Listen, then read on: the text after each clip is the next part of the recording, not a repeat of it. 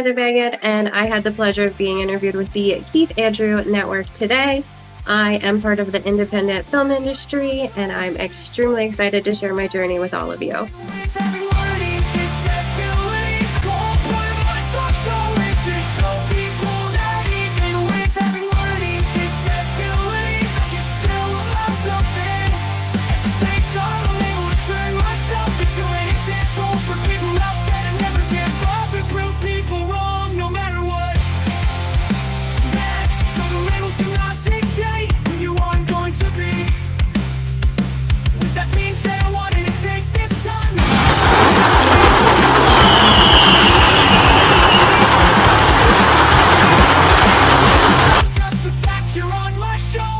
Ladies and gentlemen, you're watching the Keith Andrew Network. That's available on all social medias, YouTube, LinkedIn, and Facebook.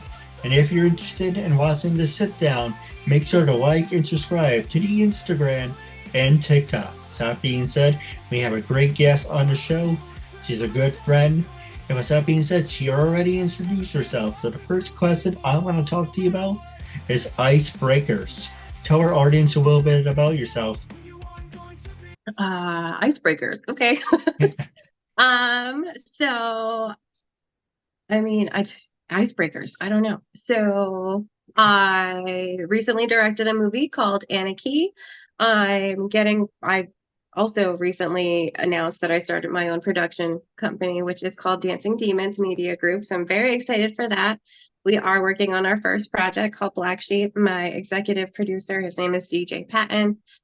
He's been in a couple of things, Rose Blood, Zomghouls. He's got a role in Deadly Endings. He's all over the place. So he started putting some big stuff together. So we're all very excited.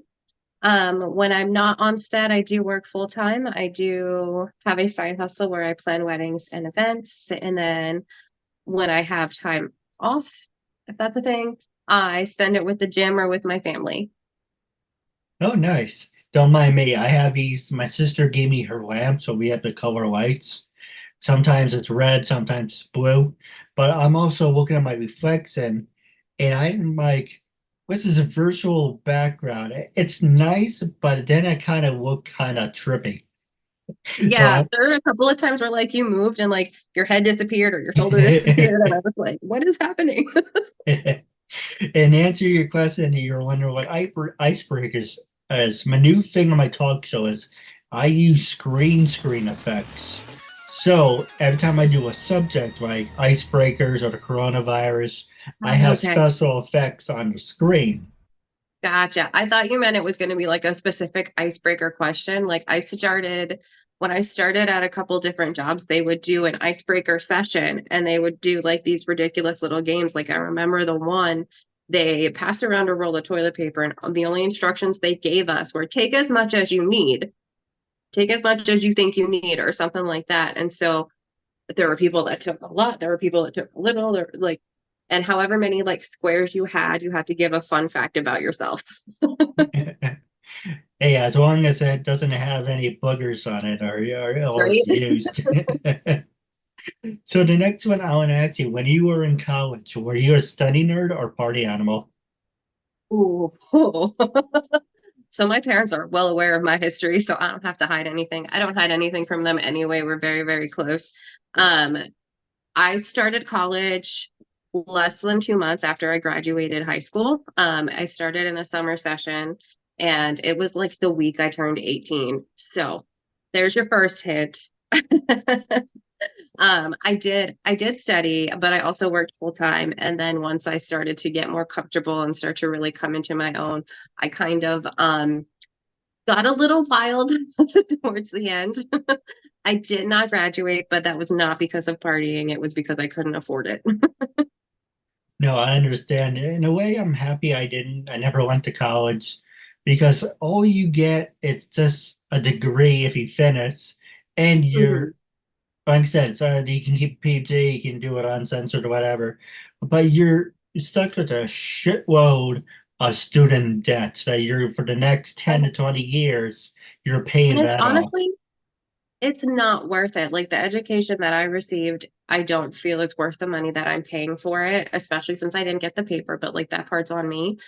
But I personally feel like college is a scam. I don't regret going. I made a lot of really great friends. I made a lot of really great memories. But for educational and like work purposes, and honestly, with the way the economy is now, like it's done nothing to help me to get to where I am. Like I feel like I'm successful because of the friendships and the networking and the experiences I've had, not necessarily because of the education. Two fun things I want to throw at you real fast. Do you like Futurama? I I do like Futurama. I watch it, but I am more of a Bob's Burgers girl. I heard of it. I've seen bits and pieces, but that's just me. I like Futurama more. There's a line, you may have remembered the line. Fry's like, "Oh, I went to college too. Good old oh shit." I'm trying to, I can see I it, can remember the line. but I don't remember the name of the college. Well, it wasn't a real college. It was one of those festivals. And Lee was like, "Yeah, but everyone knew 21st century college was an expensive daycare center." Yeah, pretty much. Now, were you a part of any fraternities? So And my he, college actually didn't have any fraternities. It was a very business focused school. So it still had like they did 4 semesters a year. You could start in the summer. They were accelerated classes and they only did Monday night classes, but it was very business focused, business oriented. I took criminal justice. They had paralegal classes. I think they had some nursing classes, some communication classes, don't worry, I like have that those types effect. of things. I have that effect on people. Oh, to answer your question about the thing, Koleanen, I'm going to butcher the word, Coney Island. Go Okay, yeah. Whitefish. It's Yeah. a great show. I mean, you were talking about bringing it back, but it had an ending. But that's another thing. It's like shows that have multiple endings. It's like, look, I understand you want a horrible expression, beat a dead horse, but how many times can he give something a perfect ending? Was there anything that you ever saw that you had said this is the perfect ending? Leave it alone. Breaking Bad season 4, he says he wins.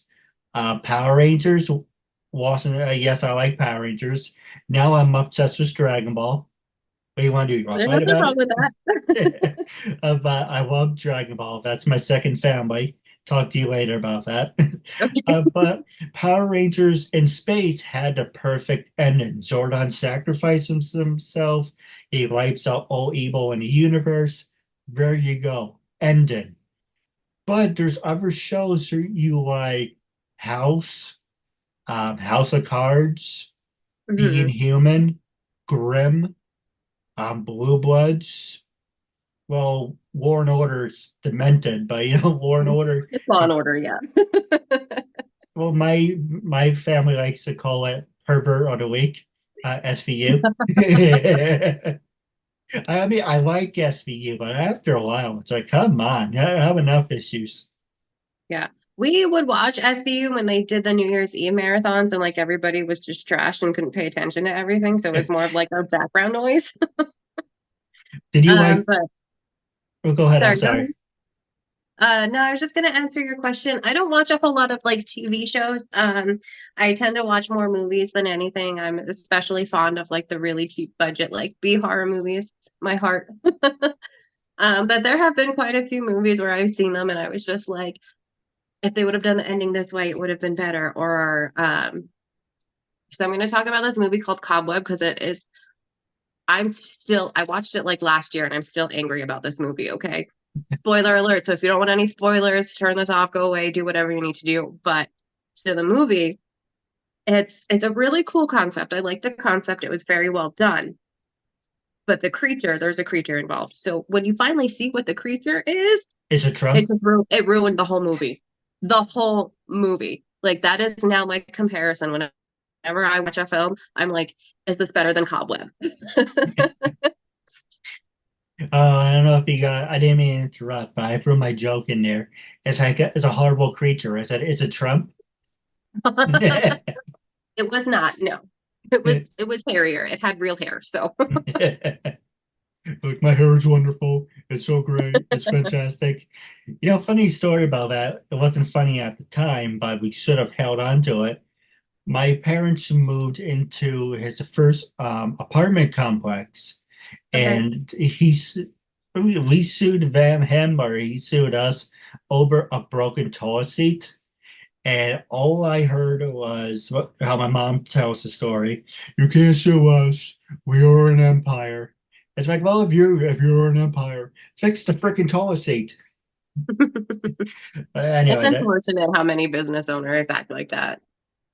it's true. One of the apartments, I think my grandparents or my parents had, they had like a roach problem, and they always say don't touch the wall at night because when they flip the switch, the walls will move. Mm. Oh, oh, I'm gonna have nightmares now. See, I don't have any funny stories with myself, but my parents and my brother has a lot of funny stories. But I tell Yeah, you the best one if you want to hear it. sure, if we I have meant time.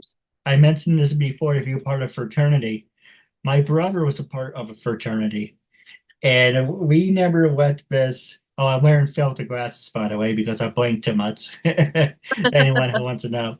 Um, Let me ask you this: Have you ever Have you ever been punched in the face while you're taking a dump? No, I can't say that I have. Now, let me explain. My brother went to a college. I won't say it. I can tell you off the air. But his fraternity, its frat house, wink, wink, frat house was on a sidewalk, had a sidewalk. So anyone walking by could walk in. So this bathroom, God knows why, had no screen. So this random guy was walking by, happens to see this guy on the toilet struggling like this. He Yeah. decided, wouldn't it be funny to punch him in his face? So the guy walked over to the window, and as the guy's taking a bowel movement, reaches in and punches him right in the face. I want to know what goes through your head to be like, there's a guy on a toilet, I should punch him in the face. Like, what, what, who traumatized you? My brother has so many funny stories. I tell you now, it's not mine to tell, but I want to make you laugh. But you're gonna tell Uh, it anyway. if you want to hear it, Sure. do you like professional wrestling? I watched it a lot when I was younger. I've kind of shied away from it. But I am friends with a couple of people that still do it. I'm gonna put you in touch with my friend Jesse L. Green. He's a professional wrestler. He does podcasts and he's another actor too. So Oh, it'll be a good nice. connection for you. My brother's friend got drunk. And again, it was the whole fraternity thing. So my brother and his friends went to a TNA wrestling, not in the TNA or anything, TNA wrestling event, and they were heavily drunk and or buzzed, whatever. So Booker T was in the ring, and we can keep it uncensored. Do you want to keep it uncensored? It's up to you. Yeah, that's fine. I listen, I was raised by a truck driver and military. There is no hope for me. Oh, go ahead. You can curse if you want to. Okay. No, fucking A. So my brother's friend yells at Booker T while he's wrestling. Yo, Booker T, you can't read. And Booker T stops dead in the ring and turns around and says, Who the fuck said that? Later on, like an hour or 2 hours go by. I guess who my brother's friend's taking a piss next to Booker T.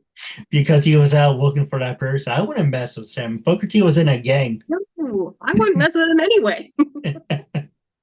What See, is I don't have funny stories like that. I just have the stories that people tell me that I don't remember. So The other one is, well, my dad is a famous teacher. He's retired now. But when he was assistant principal, he had pizza with Al Pacino. He interesting. didn't Okay. know it was Al Pacino. He's like, "Oh, hey, blah blah blah. Do you want to have pizza with me and my friend Al?" And I'm like, "Yeah, sure, okay." And then he came in with his hat down, covering his face. I know he was like a serial killer or something because he You who know what hides was their going on. face. And then when he sat down and took off the hat, my dad said, "Holy shit, it's Al Pacino." That's So, funny. and there's so many. I use my dad for an inspiration. He had pizza with Al Pacino. He was on The Float in New York City with John Glenn and Rudy Giuliani before he sold his soul to the devil.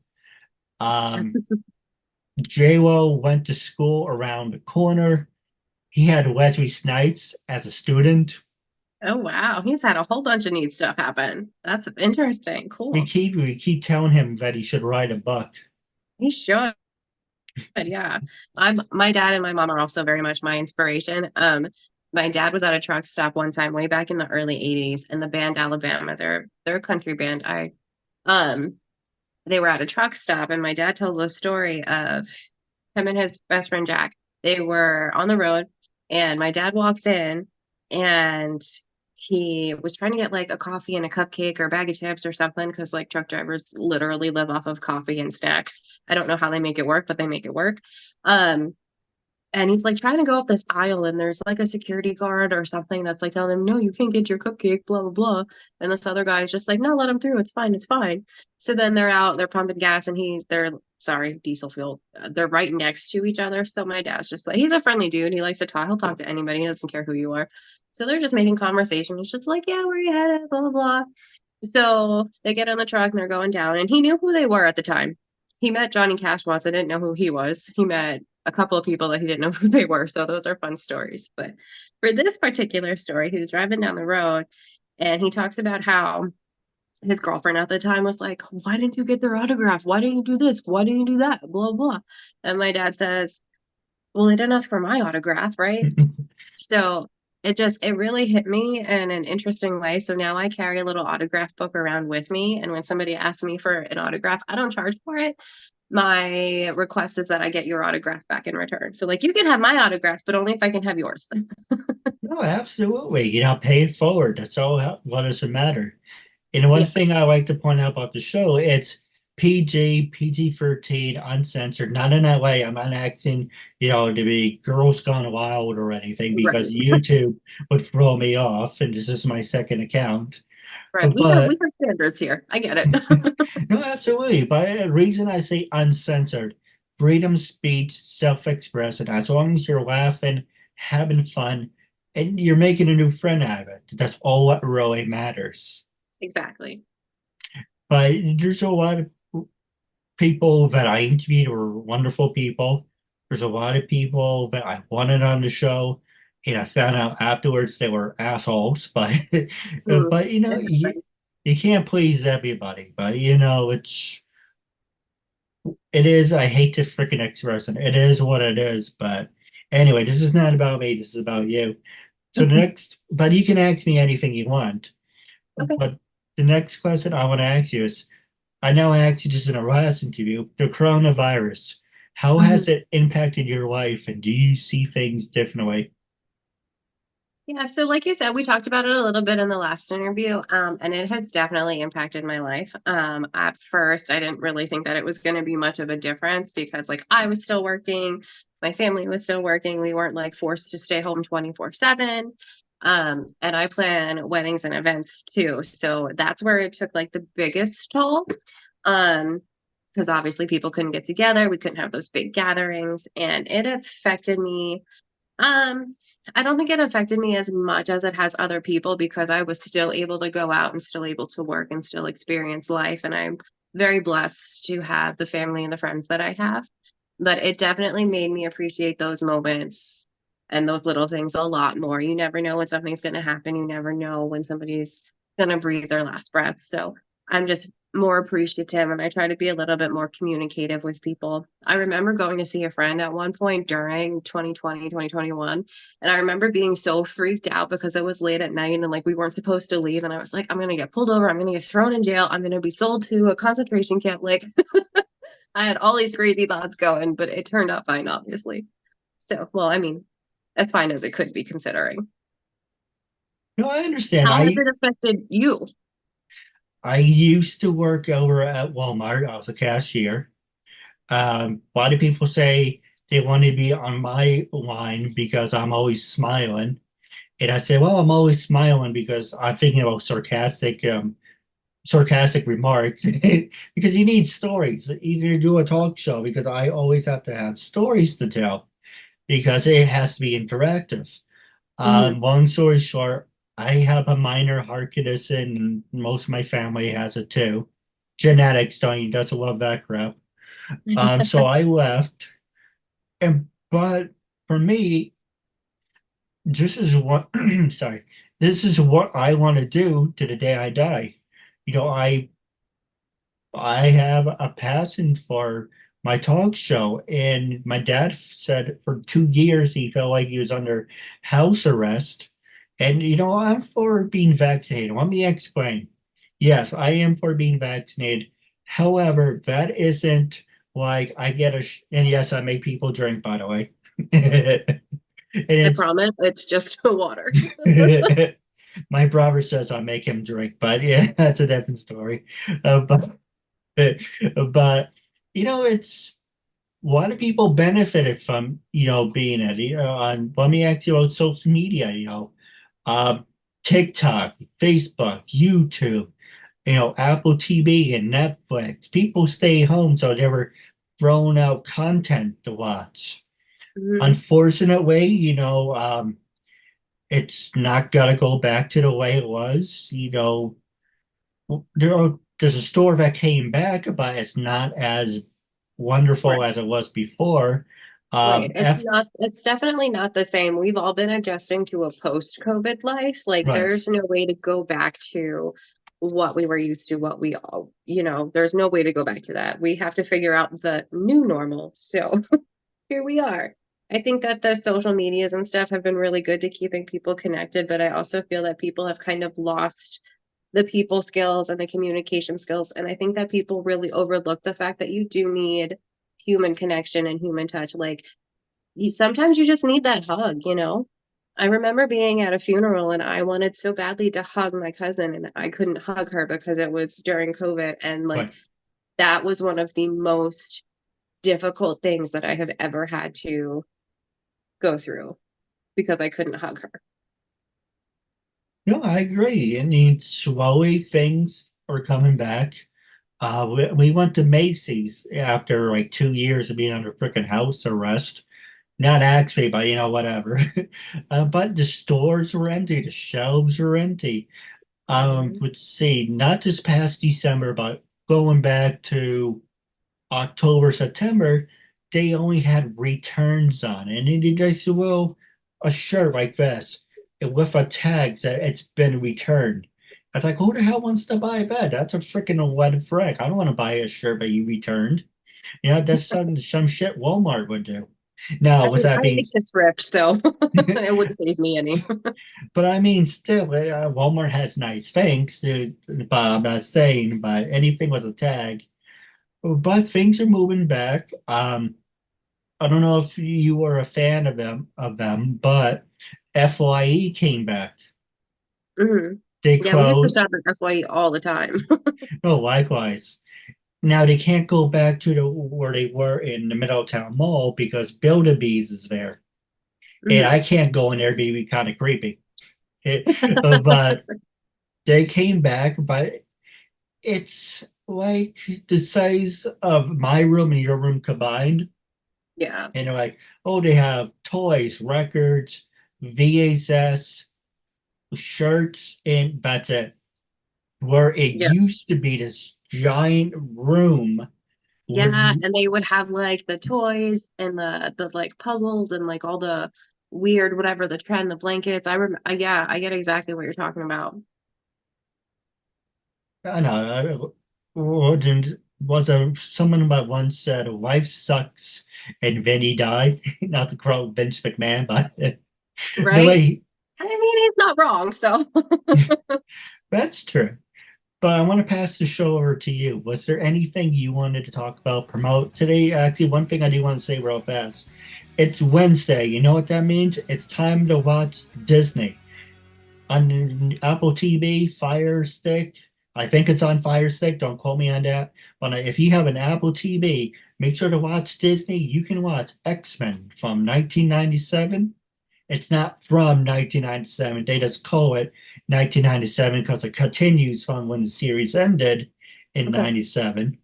And also make sure to like Dumbo, Jumbo Book, and all those hit films. But the last one I want to ask you about circus acts. Did you ever get the chance to do one of those human pyramids? And for me, I'm a loser. I like that stuff. I tried my hand at cheerleading once, but I've never done like a human pyramid like that. But I have a couple of girlfriends in mind that I know would totally be down to do it. And I'm just gonna have to, I feel like when I get them to do this, I'm just gonna have to set up the video camera and let it record because they're a handful. It's gonna get wild. Well, we can do a special Zoom episode. I would love to do like a group interview with Ooh, her. that's an idea because most of them are like actresses or some sort of thing like that going on too. So yeah, we'll put something together, a special feature for you. I appreciate that. And for people out there, it is important. So get your head out of the freaking gutter. Every time I say I like human pyramids, people are like, well, you're just a perv. You're just an asshole. It's like, God damn it, that's not what I meant. Well, as long as you're not talking about the human caterpillar, we're safe. We're good. I saw that. That was really disturbing. I have enough problems. I had I had a friend and she has always been into horror movies, like the real weird stuff like that. And she looked me dead in the face and she goes, Amanda, don't watch it. And I have not watched it. If you want to see something really disturbing, and I don't say, my sister says, you want to see something disturbing, look in a mirror. I'm like, gee, thanks. But if Right? you, but seriously, I'm telling you, you can watch if you want. Those Final Destination movies are freaking disturbing.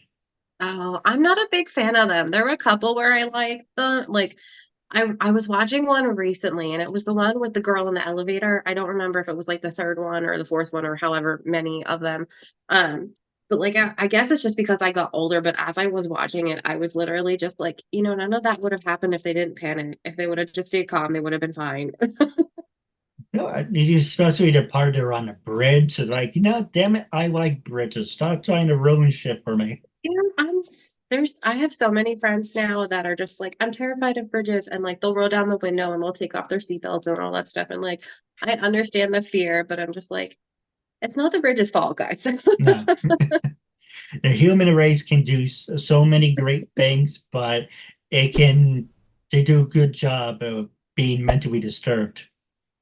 That is for sure. I think that's why a lot of people enjoy like the movies and the horror genre because like you can kind of tap into that depravity a little bit and like you see all this stuff that in your daily life you're like, oh no, that's never going to happen, that's never going to happen, that's not real, that's not real. And then you read that article or you see that news clip and you're like, oh shit, it's real, that stuff does happen. Like the movie Strangeland, Sibylla 6 kind of has that feel to it. That's one of the movies we're working on right now. It's Shannon Atkin's first movie. She came up with the idea. She's directing, and I'm so excited to be a part of it. But Strangeland was based off of like all the creepy things that people do on the internet. And as we've gotten more comfortable with the internet, we've also gotten more loose with the internet, and we're posting a lot of personal information, like more so than we realize. So it's an adventure. Well, I do have a couple questions for you off the air, but real fast. Did you hear about the news story about when they seeded the clouds for some reason and it snowed in the Middle East? No, I haven't heard that I yet. think it happened in Abu Dhabi or I forget where it's like a Derby or something. But they had camels. I know it's in the Middle East because they have, Camels.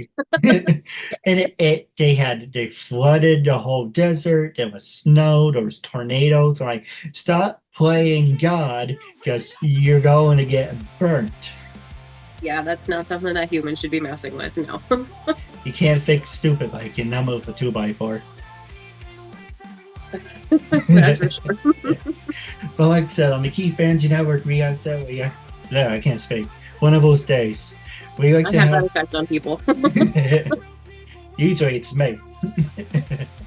But Actually, you gave me some great ideas I want to talk to you about off the air, but it's some of our episodes are PG, some are PG, sometimes PG. Some of the episodes are PG, PG-13.